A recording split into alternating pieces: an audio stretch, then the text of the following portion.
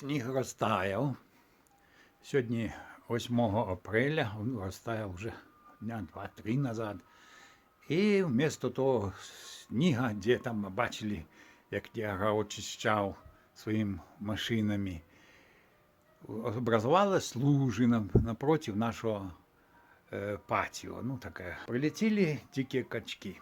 І треба сказати, що прилітають вони сюди часто, як тільки вода, і навіть без води на траву садяться літом, або як дощ пройде, і все. І не бояться совершенно людей. Я вийшов до їх спокійно і фотографірую. А взагалі тут дружелюбне все те саме до чоловіка относяться ці животні. По двору ходять койоти,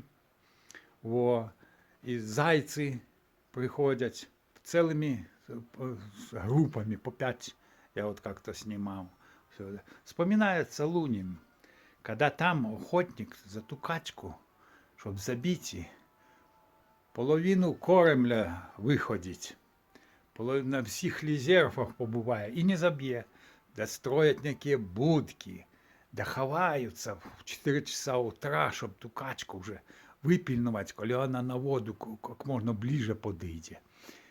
І стріляють таким образом. Поэтому і бояться, що так стріляють. А тут прилітають і з рук беруть, навіть сороки, їду з рук беруть. От це інтересно. Капіталізм від соціалізму таким образом і відрізняється.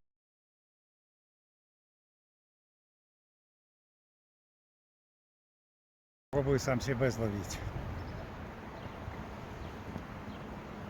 Спасибо за просмотр. С вами был Психлава.